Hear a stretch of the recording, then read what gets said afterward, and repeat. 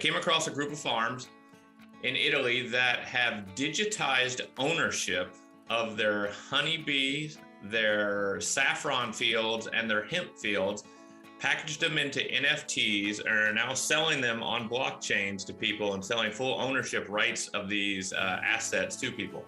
Now, that probably doesn't make much sense at the moment, so I threw out some jargon there.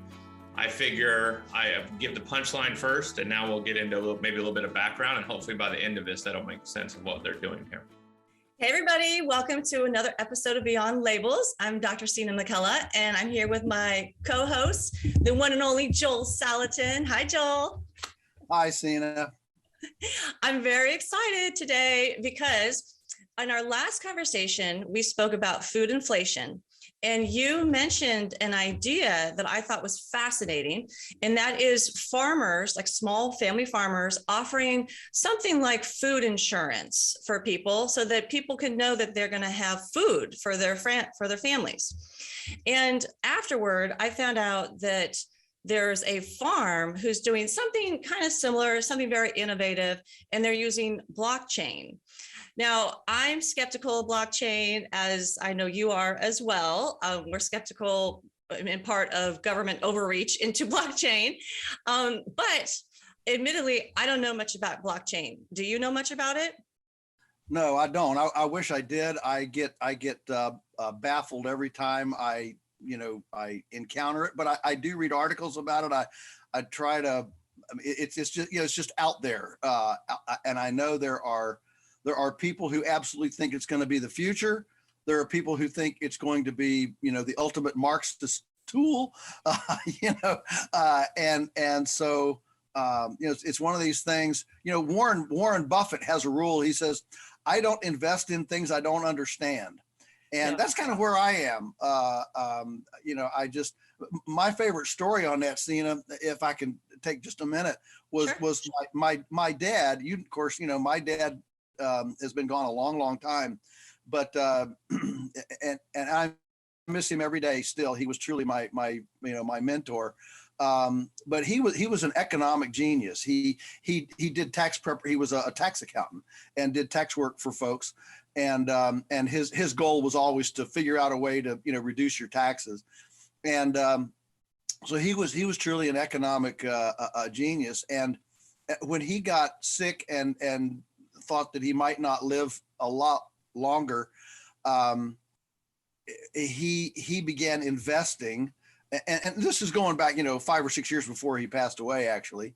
And he began investing. His brothers had retired. One was the executive at General Motors, one was an executive somewhere else, and they had a lot of money. I had these rich uncles, and so they encouraged him, play the stock market.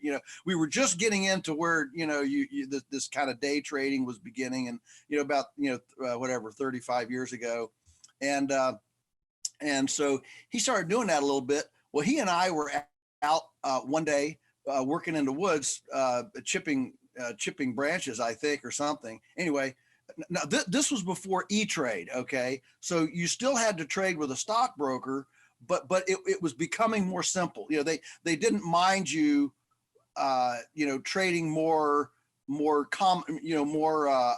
aggressively and short term. Buying short term. So anyway, we came in about lunchtime and had a message on the phone. And it was a stockbroker. He called the stockbroker, and the stockbroker said, "Bill," Dad's name was Bill. He said, "Bill, if I'd have been able to call you at about 8:30 this morning, you could have made, with what you had, you could have made 15,000 by selling. But since it's now noon, you've now lost 10,000." Yeah. And that's how fast the stocks changed. And Dad looked at me. He said, "You know what? If that's how it works, then I'm out." And from then on, he invested in things. We did a survey of the farm so that we would know where all the mountain boundaries were. We built another pond. I'm going to invest in things I understand and know. So long answer, but that's kind of where I am. But it doesn't mean I don't want to understand it. It just means I'm scared of something I don't understand. I feel exactly the same way as you. And this is why I like to invest in things like land, so I'm on the same page as you. But like you said, I do want to understand more about it because there are reports that it is going to be kind of taking over the system. So since we don't know much about it, I decided to invite somebody on the show who does know something about it. And luckily, I have a connection with him. So I was able to get him booked on the show fast and for cheap. Yeah, man, that's my kind of deal. That's my kind of deal. I'm paying him in hugs. He's thrilled about it. And of course, I'm talking about my husband. So the official introduction is, our guest is Dr. Donald McCullough III. He has a PhD in chemical engineering from Lehigh University, and he's worked in numerous industries, including nutraceutical industry, renewable energy, and currently he works in finance and he studies blockchain for fun. So welcome to the program, Donnie. Thank you. Thank you for having me. For those who are watching the video, I love the fact that Sina had to look at her notes to remember what it was I've done while we've been married. That's good to know. It's early in the morning. That is true. That is true. For those also not in the video, to increase my credibility, I wore the costume of someone who day trades blockchain. So I put on my hoodie sweatshirt so that I fit the stereotype of a blockchain, crypto day trader. Right. I will say, so 6 months ago, maybe 8 months ago, Joel, I was in the same place. I always avoided crypto currencies. I avoided the stuff because I was worried it was a fad, if you will. I was worried about the government coming over and ending it. I thought it was like the modern day tulip frenzy from like the Dutch, from several hundred years ago. Yep. And I avoided it. But sometime around April of last year, I used to collect baseball cards, and Topps did something recent. I had back in April launched something on the blockchain, and I was like, oh, that's interesting. Let me look at it. And that got me to finally looking into blockchain technology, cryptocurrencies and whatnot. And I was amazed by what I found. And actually, I was kind of kicking myself that I hadn't been looking at this years earlier, because especially for us libertarians, this is like a dream come true and a complete game changer type of technology. Now, as you were talking about, Joel, it's probably going to be both in terms of, it probably can be used as a Marxist tool and can also be a libertarian dream, just like any technology, right? It can be used for good and used for evil. Right. But the reason I'm here today, and I'm going to throw it out there in their speak, is that I came across a farm or a group of farms out in Italy. Now, I can't find the name of it according to the white paper, but I came across a group of farms in Italy that have digitized ownership of their honeybees, their saffron fields, and their hemp fields, packaged them into NFTs, and are now selling them on blockchains to people and selling full ownership rights of these assets to people. Now, that probably doesn't make much sense at the moment, so I threw out some jargon there. I figure I give the punchline first, and now we'll get into maybe a little bit of background, and hopefully by the end of this, that'll make sense of what they're doing here. Yeah, and I'll just chime in real fast. One reason we're talking about this is, as my husband said, there are farms already doing this, and there is a possibility that this could help farmers. Oh, absolutely. So first, let's go into explain some of this verbiage that you just used. What is it that the farm is actually doing? So what are they doing on blockchain? First of all, what is blockchain? What is the farm actually doing? And how can this help farmers? Yep. Yeah, let's talk a little bit about cryptocurrencies and blockchain. I know that there's a lot of heavy terminology in this space, and that throws a lot of people off. When I looked at it, I had to get over the terminology hump, and I started looking at what does it actually do? How does it actually work? And I was trying to think of from a conceptual framework, how's it actually go together? And I came up with there's three things that put together like cryptocurrencies and blockchains. All right, the first one is the currency itself. How I like to think of it, it's an alternative currency. How I like to think of it is, have you ever gone to like a school fair or something like that where they'll have like the little games, or you can buy hot dogs and stuff, and you have to go buy the tickets. You have to go up to a window and you turn your money in for like one of those red raffle tickets, and then you use that as a currency. It's kind of like that. You're going to take your dollars and you're going to exchange them for what they call coins or tokens. And now those have two different meanings, which we won't get into, but you exchange your fiat money, your US dollars, for those. And then you have a currency that you can use in their ecosystem, in their fair, in their little, well, not farm. Their carnival. Yeah, their carnival. Thank you. In their carnival, while you can use there, and you can only use it there. Now, why does the carnival do those type of things? Why do they have those little raffle tickets that they go through? Do y'all know why? It's Well, I think so because you, if there are numerous vendors, you know, or you know, stations, you can spend that at any station. Right. And the reason it gives you access, to all the stations that agree to play by the rules of the carnival. Right. So it gives a common currency and also makes it easier for the carnival people. They don't have to take dollars. It also removes the instances of fraud that usually the carnival would end up taking a cut, if you will, of say everything that goes on there, and maybe they take 10% or whatever to fund the carnival itself. Then they're not worried that the vendors are going to be pocketing the money. There's a record of it. Oh, you have to come back and give us your tickets back, and we'll give you the money back in return. Yeah, reason. Yeah, there's a lot of our listeners may appreciate what you just said, because at farmers markets where the market takes like an 8% commission of sales, the farmers are always complaining, well, that farmer lies about their sales and that farmer lies about their sales. So it's that's an example of the kind of tension that can happen, in a setup like that, where there's a commission-based umbrella. Yeah. That's depending on honesty of its participants to fund itself. Yeah, exactly. So, I mean, from a conceptual perspective, that's what a cryptocurrency is, right? It's like you're changing your US dollars or your euros or whatever currency you have in your home country. You're exchanging it for in essence, like one of those raffle ticket types of money, a money that's been created out of thin air for transactions at that location, in this case, in a blockchain ecosystem, versus say at a carnival in real life. And so that's the first thing to get across. Like, it's a separate currency they have created for use within its own little ecosystem, if you will. Uh-huh. The second piece is the crypto part of the word, cryptocurrency. So if you think about the fair, if someone really, when you have if they were working in higher dollar amounts, or someone really wanted to, you could counterfeit those tickets, right? You could counterfeit those red raffle tickets. You could go to Costco and buy your own roll and start bringing them in and passing them around. You could print them, all this type of stuff. So you do have to worry a little bit about fraud, especially when you start getting into an ecosystem that can go worldwide and you have actors that don't know each other. At your local fair, people probably aren't going to do it because they're neighbors and stuff. But if you go worldwide, someone in Singapore gets on, what do they care if they're going to cheat someone in America? They're never going to see that person.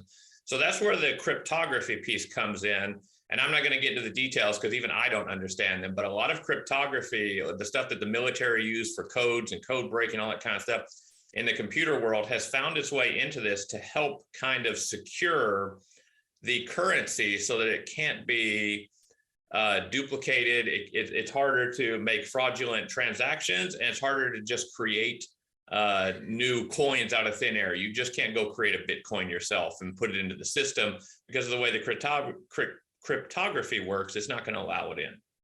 So that's kind of the second piece there. Okay. You getting it? Yeah. Okay. So it's like you can't just print money. You can't just print. Yeah, it makes it, in essence, harder to counterfeit. Actually, probably even harder to counterfeit than US dollars. We all grew up watching those movies where people were creating briefcases of counterfeit dollars and stuff. It's even harder to counterfeit than those because they're able to use digital cryptography. The third piece sounds to me like we need to put the House, Senate, and the presidency on crypto if they can. It keeps them from being able to print money. That would. Yes, that's exactly what I was thinking. Well, that's one of the strengths, and we can get into why a lot of libertarians have bought into this. But that's a large part of the reason is that plus visibility, which we'll get to. So the third part is blockchain, and that's one of these fancy words, but it's really no different than I would say a log book. So for anyone who's kept either a checking account book or has worked at a business where you've had to keep a ledger, That's in essence what this is. A blockchain is in essence a public ledger. Now, how it works, let's go back to the idea of a logbook or a ledger for a business. You actually have a physical book where you will go in and you will start ledgering. Oh, I received this amount of money from this person, or I paid this person, right? And you keep going, and each each line in a ledger builds upon itself, right? Okay, so then you just flip the page and you keep going. That is in essence what a blockchain is. It is a ledger book that has been digitized. It is all the lines that have ever been included in this ledger in a row. They call that, that is the entire blockchain. If you equate in a ledger book one single page, so like all the transactions that would be on one page before you'd flip it, that's in essence what a block is in the digital cryptocurrency space. They can only put so many ledger lines into a block or into some amount of space in crypto. So they create what they call a block, which is equal to a page in a ledger book. All right. So someone records that. Then they would in essence flip the page. So they record it. It gets recorded out in the network, which we'll get to in a second. And then they would in essence like flip the page and go to the next page. The previous page, the previous block still exists out there, and the next block that's created is like the next page in a ledger book. It just continues where the last block left off.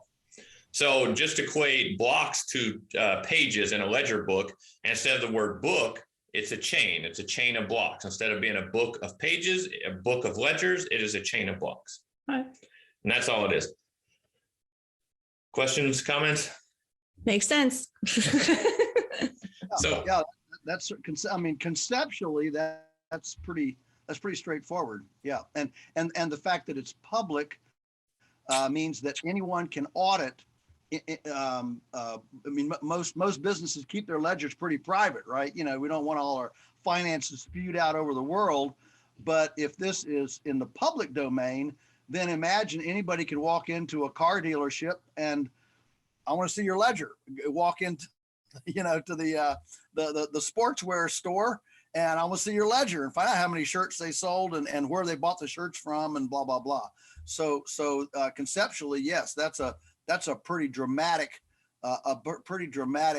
whatever, authenticating method for what is now fairly opaque in all business.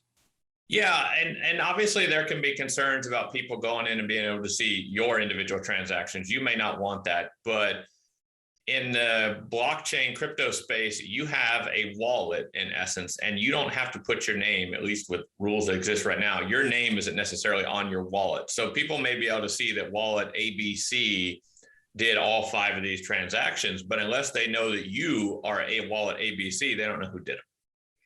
Right. And so it gives you some level of anonymity. But to your point, there are probably instances where you want to know what's actually going on, and it is all public.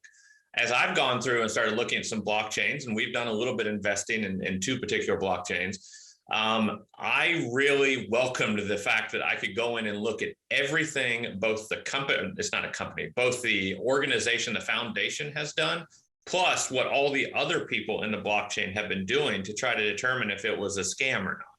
And after being able to research and look through, it was determined, no, this thing looks real, it looks legitimate, it has real purpose, and it doesn't look like what's called a rug pull, where someone's going to pull the rug out from you as soon as you put your money in. And so I really appreciated that level of visibility. The other thing that level of visibility does is let you look for bad actors. So there are people, I have noticed that in a couple of the blockchains I look at, there are people that just spend their own free time kind of looking around to see what others are doing. Now, it's a little bit nosy. They don't know who those others are, but they're able to see if something strange is going on. And people will call it out like, hell, this person made a giant purchase. Now, we don't know who that person is, but it's like, oh, what is that person doing? Do they know something? Do they just need cash? And then people start to speculate or whatever. But you can kind of see this stuff happening.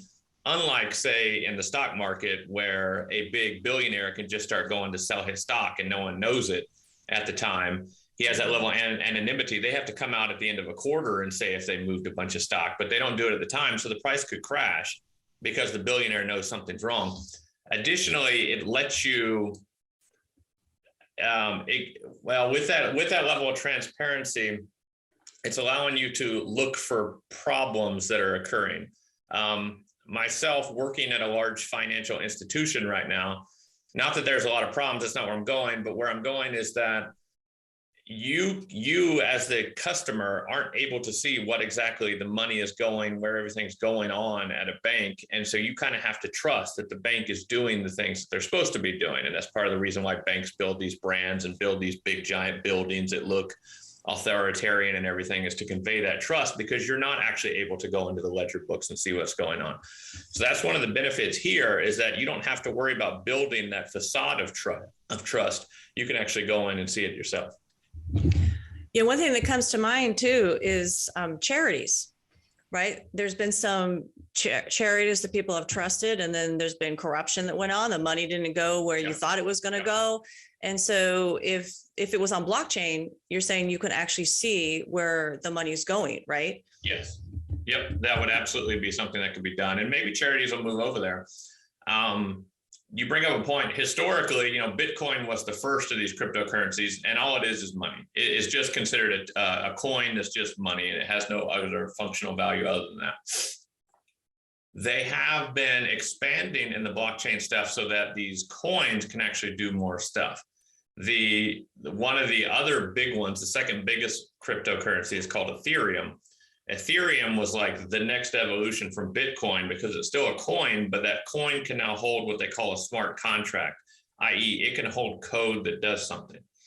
And what that will allow you to do is to actually host data on a blockchain that would then trigger if conditions are met. So the contract could say, if I pay you $100, you will send me a house deed. $100 would be cheap for a house deed, but you'll send me a house deed, and it'll all be done digitally. And so as soon as I pay $100 or 100 ether, I guess would be technically the way it is, into this pool, the blockchain would see it, trigger the smart contract, and send me the house deed to you. All right. Why don't we use the farm example, the one that you set up with, some of the farms in, was it Spain or Italy? Italy. Some of the farms in Italy are doing this. So why don't you walk us through, now that we know the terminology, walk us through what these farms are actually doing. So what these farms have done. So one nice thing about this whole culture, as people are setting up blockchains and stuff, is it has become a common practice that they will write a white paper.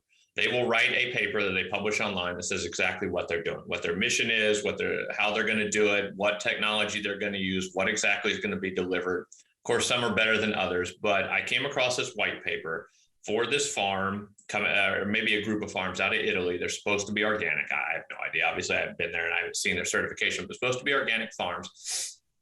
And what they have done is to, in essence, divvy up ownership rights to parts of the farm. So let's take their beehive example.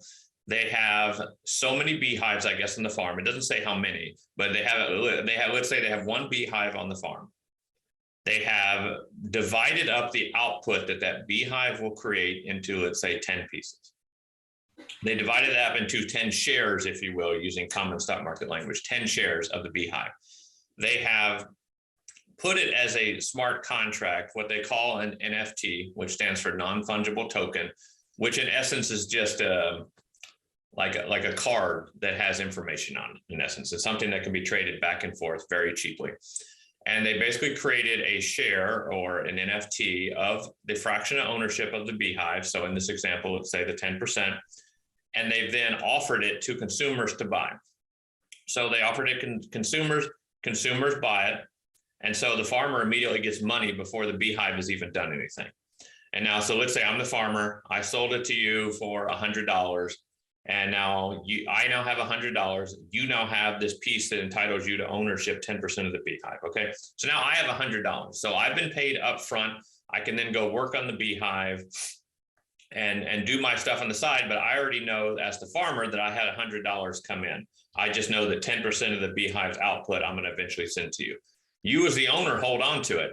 According to the white paper, I think they started selling them in April, and it was like harvest time was in August. So they sold it in April, you held it, you have an expectation that in August, you're going to get some percentage of the honey that's made. And so the farm went off, they did their thing, they raised the bees, they had the honey, And then in August, they turned around and said, oh, we created 100 gallons of honey. I don't know what a realistic number is, but let's say 100 gallons of honey. All right, all my owners, you get, it looks like Joel wants to laugh at my joke. Yeah, even I was starting to laugh. We all have our expertise in different areas. Yeah, this is not mine. That was very kind of you, Joel. So one hive might generate 3 gallons of honey. I thought I was going to be off by more, actually. So okay. So I mean, it depends on how good it is, but since there's 10 owners, why don't we say 5 gallons? It's a really productive hive. There we go. These people gets a half a gallon of honey. All right, so they get half a gallon of honey. So what happens while the beehive is in processing, creating, you, Sina, as the owner of this, can hold on to it. And it comes around to August after harvest time, you will get 10%. In this example, if it produced 5 gallons, you would get a half gallon of honey, and the farm would actually send it to you. Alternatively, during that 3 months, let's say your financial situation changes, or you determine you can't eat honey, you decide you don't like honey, somehow you came across your own beehive on your property, and now you have tons of honey, whatever it is, you don't want it anymore. You actually can sell this ownership right to the honey to someone else. Maybe honey goes into shortage. Maybe the price of honey actually goes up. You might be able to sell it to someone else for a gain. Maybe you do it as a financial transaction. You start trading honey futures and all this kind of stuff. So maybe you sell it to Joel. Joel wants honey and you don't need it anymore. So now you sell it to Joel. Now maybe you pay $10 up front. I keep losing track of my examples. I think I said $10 up front for the honey. Let's go with that. $10 up front. Well, Joel buys it. I don't know, whatever the market price is. Could be 8, could be 10, could be 12, whatever it is. Now Joel buys it. Well, me as the farm, when it comes around to August and I've harvested the honey, I don't go back to Sina. I go to whoever holds that NFT, whoever holds that share of the honey. I said, hey, I have your honey.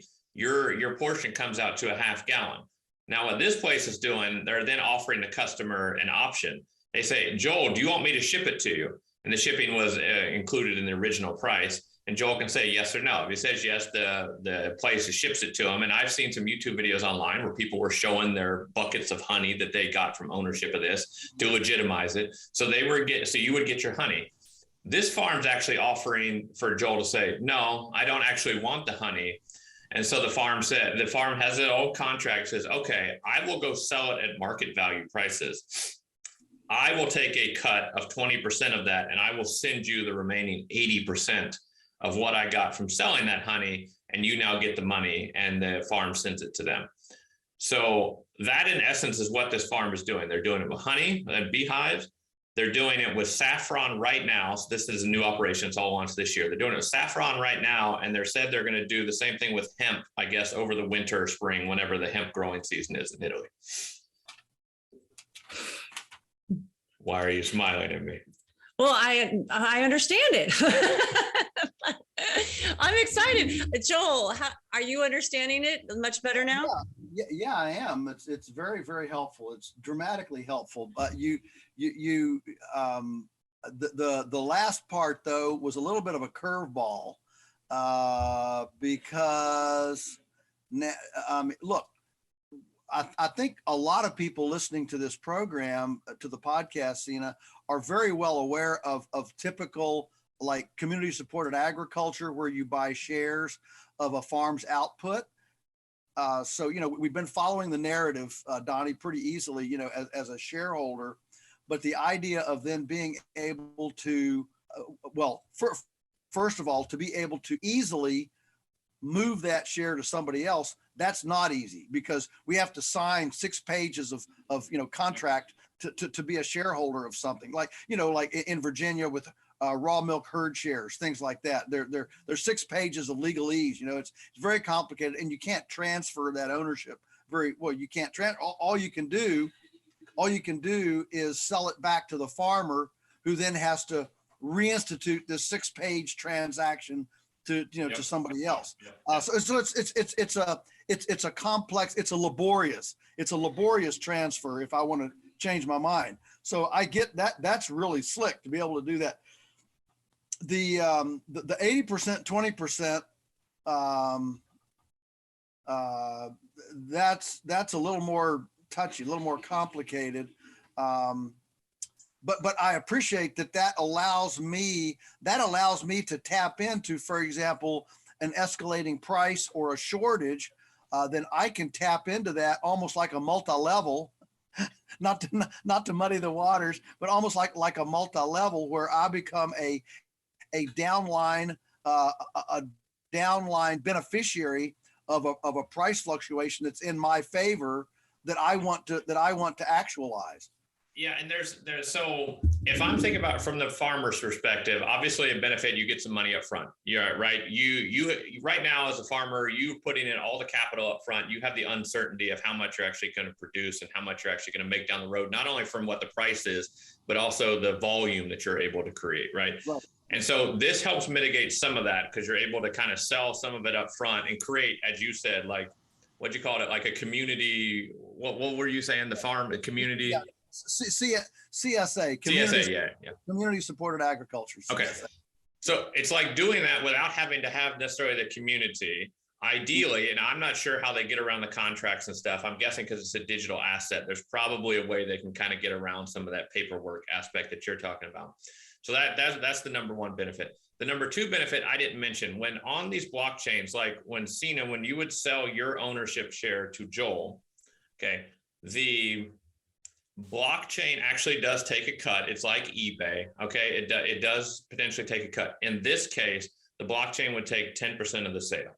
All right. And that would be divvied up.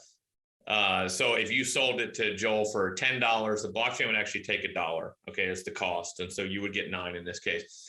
But of that 10%, I believe for this blockchain, 6%, so 60% of that 10%, actually goes back to the creator of that share ownership card, of that NFT.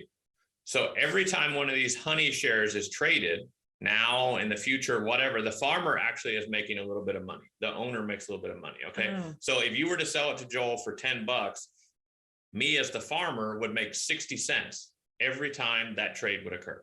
And if the honey prices go up and that thing starts selling for $20, well, now every time it gets traded, the farmer would now make $1.20.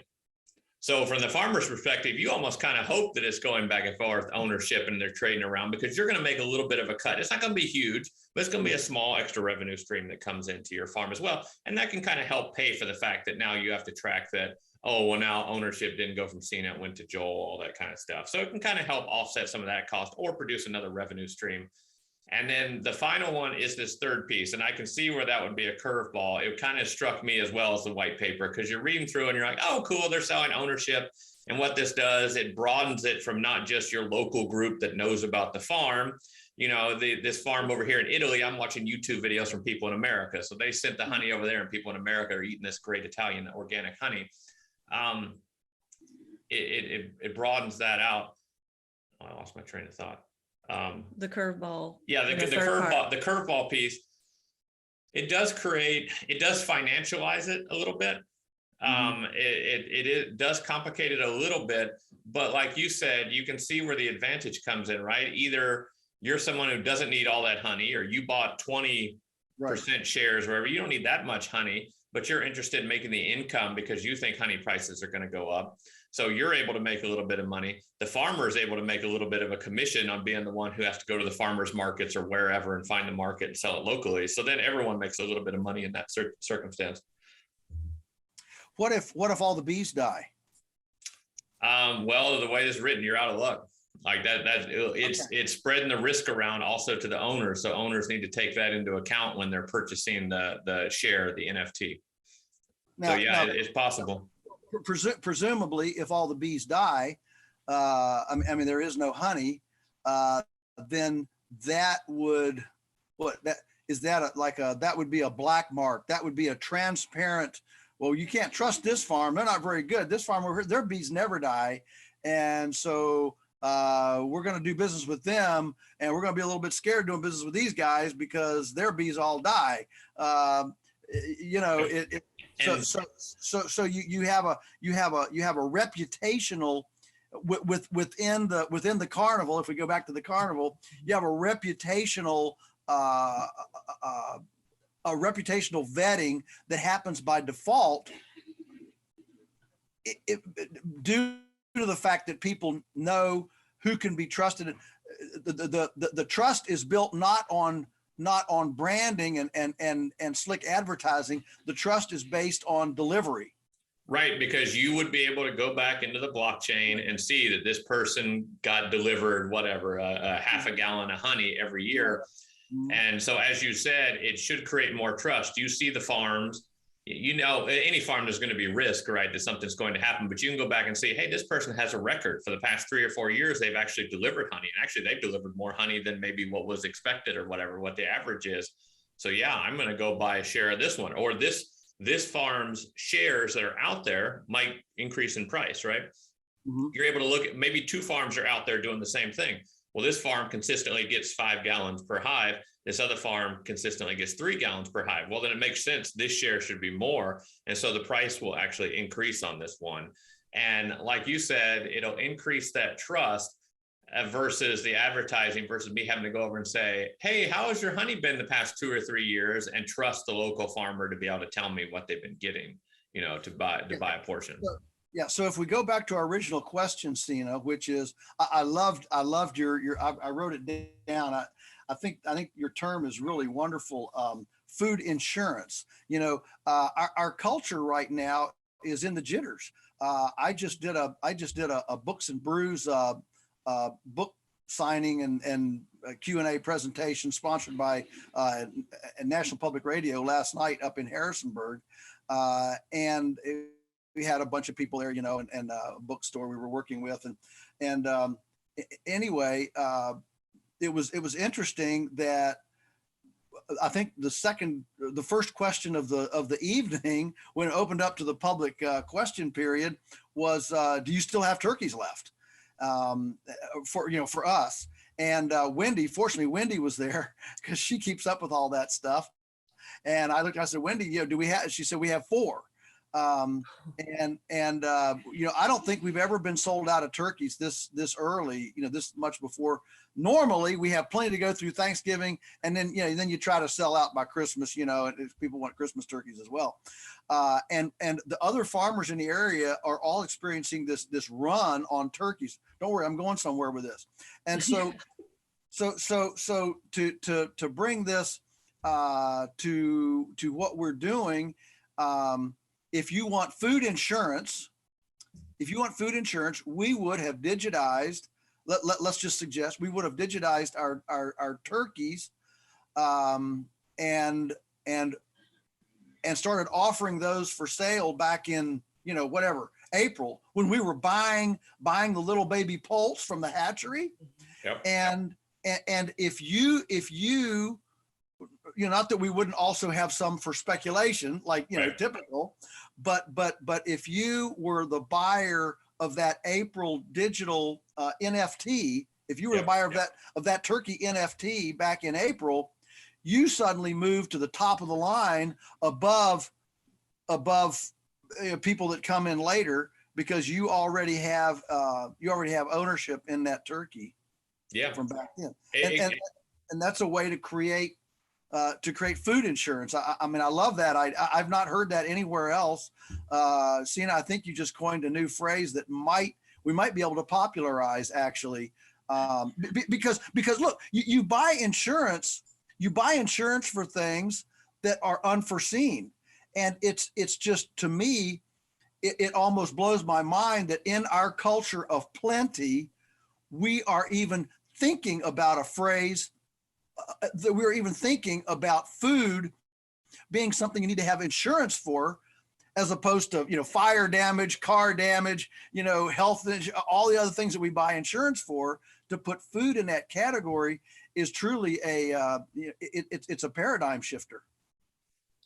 Yeah, I mean, in that example, if we were to like take the Italian farms example, Joel, roughly how much do you sell a turkey for at this time of year? Yeah, it's about, depending on how big it is, obviously, but, you know, about $60.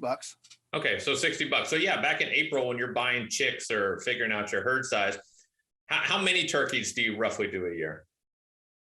Yeah, I think this year we did almost 2,000. Okay, so you could say like 1,000 up front. You say normally you sell them for 60. You could go in April and be like, hey, I'm going to offer 1,000 of the NFTs at $50 a piece, maybe slightly discounted for the customer, but then you have the income coming in directly. Right. You do that, you know that those first 1,000 are going to go to those holders. You might do 2,000, the extra 1,000, hopefully that, you know, you get up to 2,000. That's for you then to sell to all the last minute people. But then, yes, those people own the rights to a turkey come November. In between April and November, if they change their mind, they give up meat, whatever crazy stuff happens, they can turn and sell that to someone else. That right, you would get a little bit of a cut of that transaction. Then it comes around to November, those people, it's called burning your NFT. They turn in their NFT in essence. They come to your farm, they get the turkey, you ship it to them, whatever it is.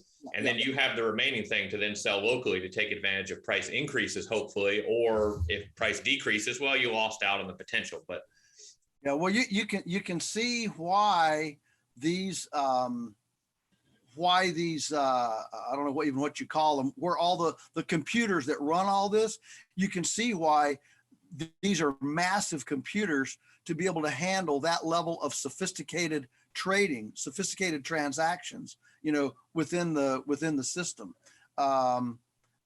Because on the surface as a discussion, yes, it does greatly simplify a lot of things, you know, compared to like the clunky CSA paperwork. But that clunkiness takes a lot of computational capacity to simplify elegantly to the point that you're describing. Yeah. Now, I will say that in that space, and I know blockchain, cryptocurrencies have gotten a lot of negative press around energy usage and all that kind of stuff.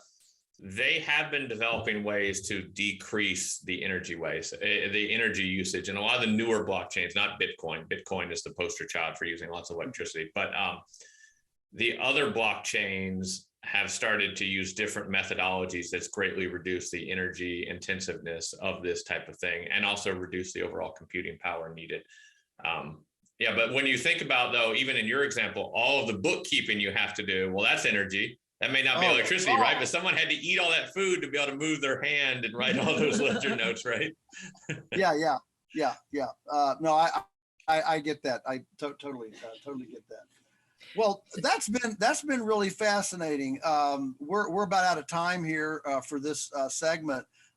Just really appreciate your expertise in this and your ability to dumb this down for our layman's idea. So the question if Polyface wants to dip our toe in the water, can you help us navigate? You know, where does somebody like me get the expertise to dip our toe in the water on something like this? Let's say we have both farmers and consumers obviously listening, and somebody like to dip their toe in the water. How do I dip my toe in that water?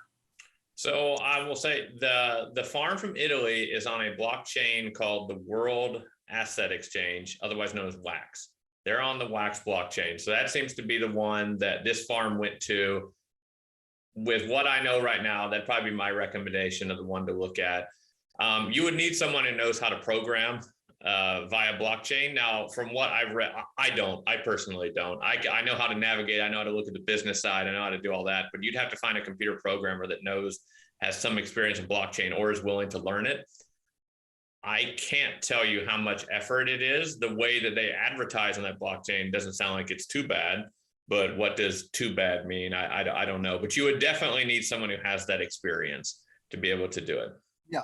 Okay. Now, I will say that blockchain, or a lot of blockchains actually are offering incentives for people to come over and set up businesses on the stuff. Like they're giving away things, especially things that are novel. And so that's also an idea. So yeah, if someone listening out there is a savvy computer programmer, and maybe they can work with you and figure out how to get it on there, and you guys might even be able to capture an incentive for being the first turkey farm on there. Absolutely, I'm thinking of a way to offer a nice incentivized commission-based consultancy outfit for somebody leaving their job because they don't take the vaccine. This might be an excellent. I really think the sky's the limit for the kinds of things that people can do that are leaving employment because of mandatory vaccines and things. So this is a great idea.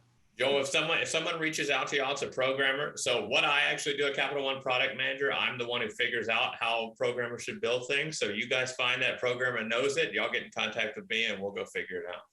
That sounds great. That sounds great to me. But this has been a fascinating discussion, and I hope we haven't left anybody in the dust here. If I could follow it, I expect about anybody could, and just really appreciate your expertise and your ability to explain that to us. Thank you very much. Yeah, and I just want to add, so I'd love to do a part 2 because we didn't talk about like some of our concerns with government getting involved with it. So I'd love to go into that in more detail in the next one, if you're up for that, Joel. Is that a topic you'd entertain? Absolutely. Absolutely. Yeah, okay, and then to Joel and Donnie's point, if there is a computer programmer out there who's interested in doing this, email one of us. My email's in the description box, or leave your information in one of the comments. Or go to Joel's farm and talk to him. But that's a local person, right? So we don't want to discriminate. Buy local programmers. It might be a little bit concerning if if the person that puts their hand up is from Chechnya or something like that. It might be a little bit concerning. Buy local programmers. Yeah, I love it. All right. We hope everybody enjoyed it, and we'll see you back here for part 2.